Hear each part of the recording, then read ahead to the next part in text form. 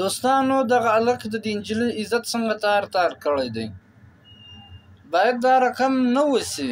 د نجلۍ سره یې واده کړی ده، له دې واده پس یې د نجلۍ له کړی ده، نه یې طلاق ورکړی نه دغسې یې له کړې ده. تاسې راځئ دا ویډیو وګورو څه وایي پکې دا نجلۍ. تا سره څه داسې ذاتیات شوي دي؟ ما سره داسې ذاتیات شوي چې دې هلک ما سره پیله دې نه مخکې تعلقات ساتلو، ګپ شپ یې را سره لګولو. چې ګپ شپ یې لګولو هغې نه پس د خپل بیټک خپل هر څه ته زه راوستلم. د هغې نه پس ده ما ته چې زه به تا سره کوېدن واده وکړم.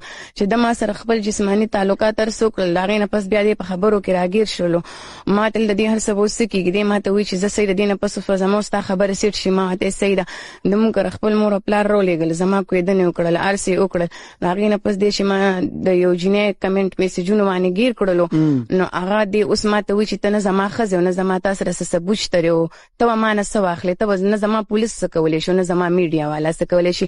چې ما دلته زه دې تاڼې ته سهار 6 بجې رالم، چې زه دلته سهار 6 بجې دې تاڼې ته رالم، دلته پې ما پایر پایر نه دي ماله یو دسخط وکړلو چې ما راوستو دلته کې. دې ته نه موبایل یې واغستې او حالات کې بند کو چې بند کو. دې ما دلته نه اوس تللی شوې، بس تا د خبره ختمه شوله.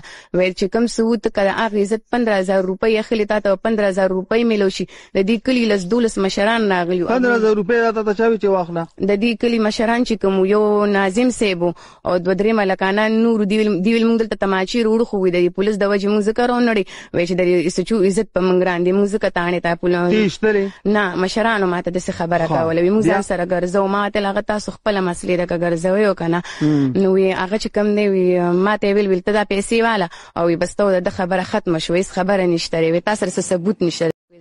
نو موږ پښتانه خو لکه نکاحګانې په سټامپ پیپرو نه تړو، دعا خیر کوو، الوا او ګوټ خورو او بس بیا موږ سره نور څه ثبوت خو نه. خو د واده نه پس موږ سره ثبوت چې موږ کله واده کوو نو هغې کې موږ لیکلی. اوس که دا هلک منکر شي چې ما د دې سره اړه کوېدن کړې نه ده، نو بیا نو د دې ماما دی هغه ثبوت دی، د دې اوښې دی هغه ثبوت دی، د دې د کلي ناظم دی هغه ثبوت دی. او که هغې منکرېږي نو بیا دا تاسو په خپله فیصله وکړئ چې دا څنګه. تا سره د دې هلک جسماني تعلقات وو؟ هغې ما سره د کوېدنې نه مخکې کړی دی. ته انصاف څه غواړې؟ څه ویل غواړئ چې د ستا د یوه پښتنه خور د په توره تیاره کې د شپې په 2 بجې ما ته کال کړي، زه راځم د هغې دپاره اواز اوچتوم.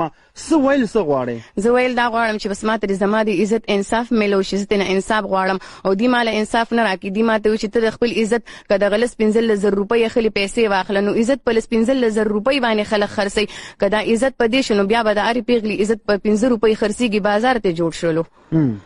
تاسو خپله فیصله وکړئ. لکه چې دا اوس څه دي، ما سره خپله مور بیمار راغلې ده په دې روډ باندې، ته یوازې ګورې ما سره سړی نشته، ما سره هېڅوک هم نشته سیوا د تاسو. ته یې د کوم ځای؟ زموږ د پېښور یو. ته د پېښور یې؟ خو د دې هلک سره ستا تعلق ستا جوړ شوی دی که ستا سره جوړ شوی؟ د ما سره جوړ شوی دی. ستا سره جوړ شوی. تعلق مو څنګه جوړ شوی؟ تعلق بس د ټیک ټاک د سیټ نه جوړ شوی. د ټیک ټاک د سیټ نه؟ ټیک ټاک سیټ نه جوړ شوی. د ټیک ټاک د سیټ نه ستاسو تعلق جوړ شو، د هغې نه پس بیا تاسو میل میلاپ وشو، یو بل سره تلل راتلو شولو، بس د یو بل سره ګپ شپ هم لګولو. بس هغې نه پس بیا د ما ته ویل چې زمونږ کور ته راشه، وي بابو تللی دی، مردان ته تللی دی، مې ختم له تللی دی، 2 خویندې مې دي کور کې، وی تا سره ټوله خبره کوي. ما ورته ویل ښه چې زه ورغلم. بس د دې د کلي کې یو هلک په ده باندې سیډ یې وکړله، پلار ته یې ویله چې راشه ستا زوی جینۍ راوستې ده. بیا د تره زوی د په کور باندې راوختو، ورته یې جینۍ دې څه کړه، د خور زه په دغه کې پټه کړم، د کمرې واشروم کې پټه کړم، مې مونږ کړ جینۍ مینۍ نشته. بیا د خور ما سره څادر را په سر کو، اوس بازار پورې د سره خور را ملګرې شو، زه راستم پېښور پلین کوچ کې کېنول.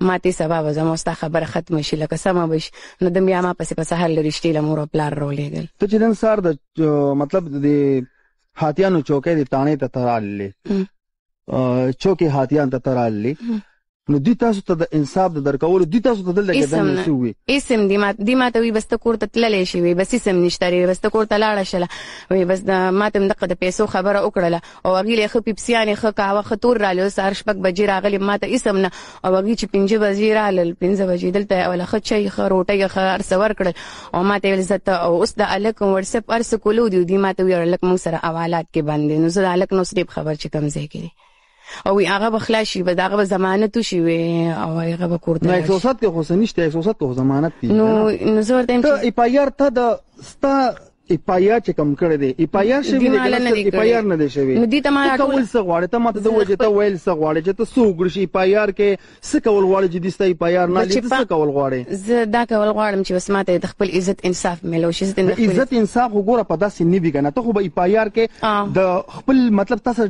کوم جسمانی تعلقات یا ته استعمال شوی ته به دا غي ایپایا کې بعد دغه نه هغه دي زمانہ اخلي کنه دي زمانہ نه زه کوم زه خو سحر نه دی خبر وایندې تستړی شم چې اول اکثر اول زما کور جوړ کې دی ماته داغي په سر دا جواب راکې دی ماته تانه خزه کوي ولې په زور په ځان خزه کې دی ماته راغي په مخ کې دا خبره کې دا عمده پولیس والو عمدار کړي مشران ټول ماته دا خبره کوي